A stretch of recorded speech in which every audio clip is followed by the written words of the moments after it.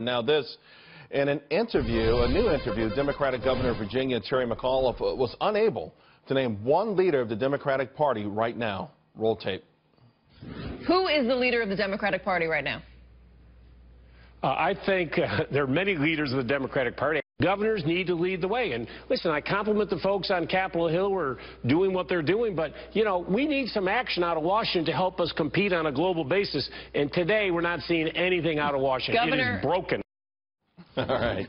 Former Arkansas Governor Mike Huckabee joins us now. Governor, the Democrats, let's face it, they are a party in disarray. Easier to find Amelia Earhart right now than a leader of the Democratic Party. And Terry McAuliffe just acknowledged it. I mean, it was amazing when a guy who is a Democratic governor of a very prominent state asked a simple question, who's the leader of the band that's made for you and me? He can't even come, and he might as well say M-I-C-K-E-Y-M-O-U-S-E, because they have become the Mickey Mouse Party. You know, it's really fascinating in this year alone.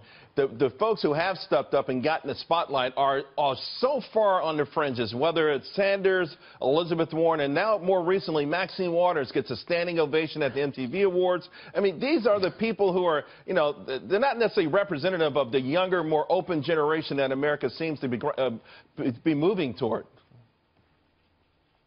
Well, you know, Maxine Waters is proving that 78 is the new 35. I mean, that's really what the Democrats have. They got Maxine Waters. They've got Elizabeth Warren.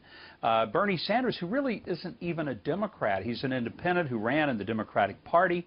But all of them are moving so far to the left. And many of their speeches, including the speeches of Tom Perez, their chairman, are unwatchable by anybody under the age of 13. Yeah. They're grappling with desperation, and you know, I think they think vulgarity is how you're perceived as being hip these days. But you know, it's not just that they're sinking, but they're flailing away, making it even worse for themselves. And just with the midterms next year, it's really odd. I guess the only thing they can hope for is bad news in America, and that's not a great thing to be an American citizen rooting for bad things that happen to your country. Well, Charles, I don't swear, but if I were a Democrat, I probably would, because I would have nothing else to say about my party. I think that's what we see with people like Tom Perez and the others who are using profanity to communicate their lack of a message. Profanity is essentially the forcible expression of a feeble mind. So when a person defending a party is reduced to swearing in their public speeches, it's because they got nothing else to deliver.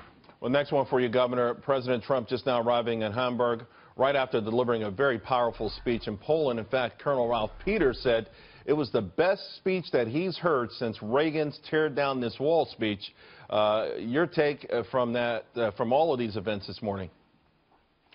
I think it was significant that Colonel Peters said that because I love Ralph Peters, one of my very favorites. But he's not been a big fan of Donald Trump. And for him to say that, I think is significant, more so than it would be for those of us who have been more supportive of the president. But I agree with him. It was a powerful speech because he touched on not just the issues of military power, but rather moral power. This is where I believe America's strength really has always come from, and it's also where Poland's strength has come from. And these are resilient people. The Poles are extraordinary to what they've been through and how they've overcome it.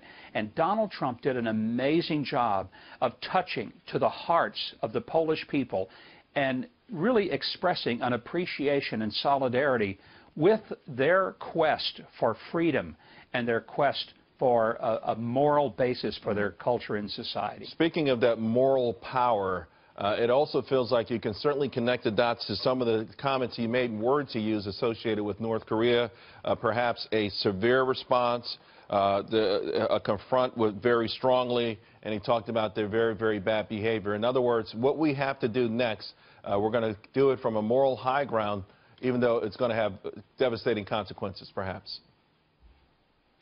I think there's a point in history I hope we've learned that when people say over and over they're going to kill you, that you might want to take them seriously. If there is a lesson that the Jewish people learned from the Holocaust, and there are many, but that's the one, that if you talk to Israelis today, they will tell you that they now know that when someone says over and over, we're going to kill you, they're going to. North Korea has said it over and over. We'd better understand they mean it, and we'd better preempt it. Governor Huckabee, as usual, fantastic. Really appreciate it. See you real soon.